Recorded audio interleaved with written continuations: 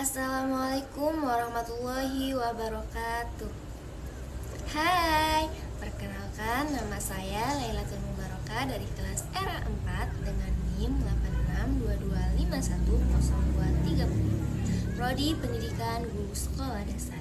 Tujuan saya membuat video ini yaitu untuk menyelesaikan ujian akhir semester mata kuliah Pendidikan Anti Korupsi yang diampu oleh Bapak Robi Nurtresna SHMH CPM. Baiklah, saya di sini akan menjelaskan tentang ratifikasi konvensi anti korupsi. Sudah dilakukan dalam kaitan dugaan korupsi pengadaan tanah di Pulau Gebang, Jakarta Timur.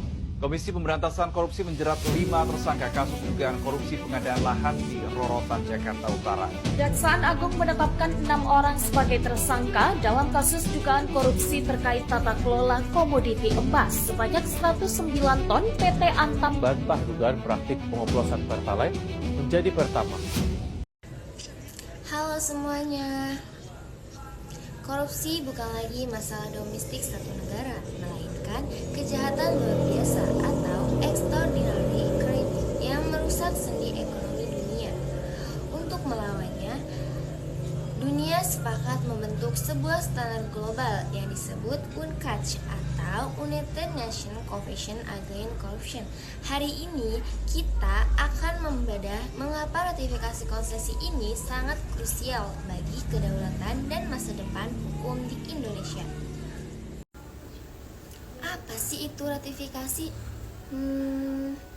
Secara sederhana, ratifikasi adalah proses di mana sebuah negara secara resmi meningkatkan diri pada perjanjian internasional. Indonesia menunjukkan komitmennya dengan mengesahkan Undang-Undang Nomor 7 Tahun 2006 sebagai bentuk ratifikasi atas UNCAC. Dengan undang-undang ini, Indonesia wajib menyesuaikan aturan hukum nasionalnya dengan standar internasional dalam membahas korupsi. Ini bukan sekedar formalitas, tapi senjata hukum untuk mengejar koruptor hingga ke luar negeri.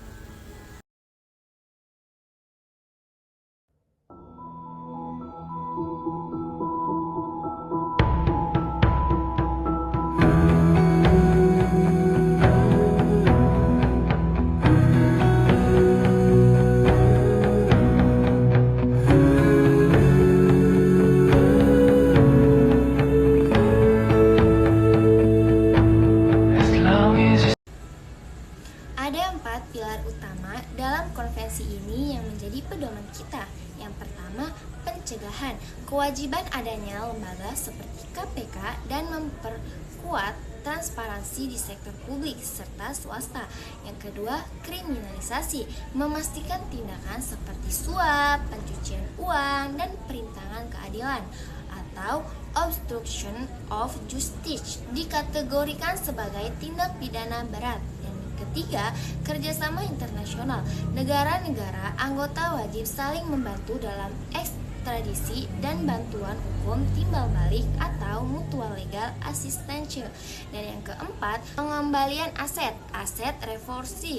Ini adalah poin paling vital. Kekayaan negara yang dicuri dan disimpan di luar negeri harus bisa ditarik kembali ke kas negara.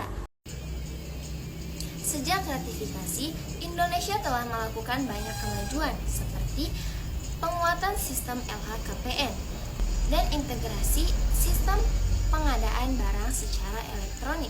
Namun, tantangan tetap besar. Pertama, perbedaan sistem hukum antar negara sering memperlambat proses ekstradisi koruptor. Kedua, perlunya penguatan aturan mengenai perampasan aset tanpa tuntunan pidana, non-conviction based asset forfeiture. Di sini, ratifikasi mendorong kita untuk terus memperbarui hukum nasional agar tidak kalah canggih dengan modus korupsi modern.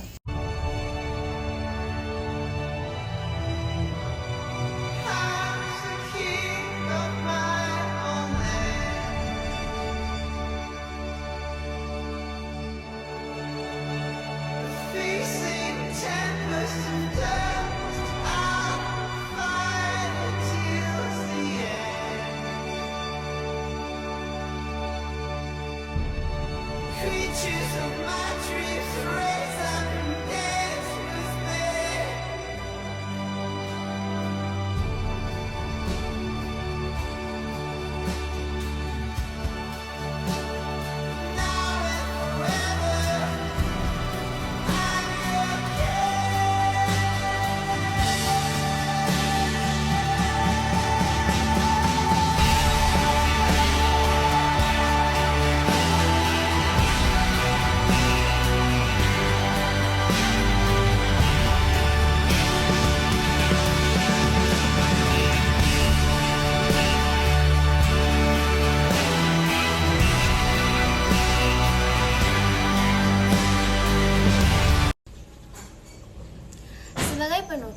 Ratifikasi konvensi anti korupsi adalah bukti bahwa Indonesia tidak sendirian dalam melawan korupsi.